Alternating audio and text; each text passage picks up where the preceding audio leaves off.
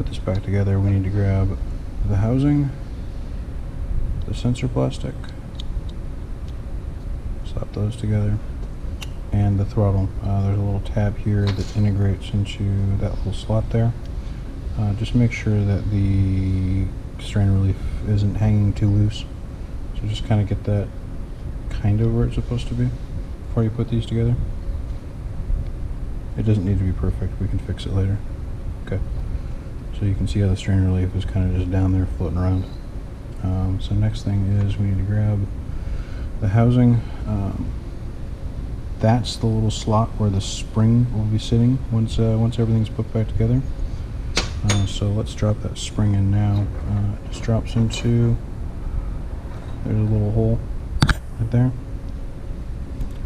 Drops in. And then we're going to start putting the housing assembly on. So we just kind of slip it on from the back. And what you want to do is keep pressure with this finger on the housing assembly. Once you get it in place, that's going to keep the spring in its slot. And then you're going to grab a flathead screwdriver. And we're going to kind of push this down. And then sweep it back into the slot.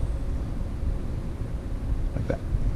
Again, keep finger pressure this way, or else everything will fall apart.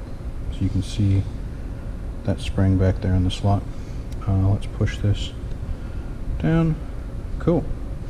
And then let's make sure we get the strain relief for the heated grip back in place.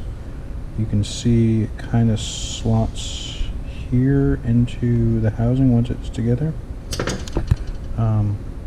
Once it is in there, it's going to stay in there. It's kind of friction fit. This top plate just kind of fits on. Before you do that, let's roll the heated grip wire up towards the throttle electronic wires, and then we'll slide this on.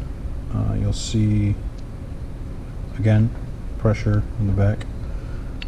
You'll see there's a little slot here for the heated grip wires to come out. Kind of line that up, and it all clicks together. Make sure you're keeping pressure on the housing, and go ahead and pop screws into it.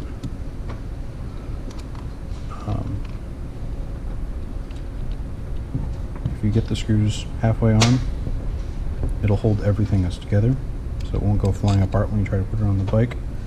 But you can loosen them enough to get this pin over the clip-on handlebars locating tab. So anyways, that's the assembly all put back together. Do make sure you zip tie here and here for strain relief on the heated grip wires, and make sure it turns and returns normally.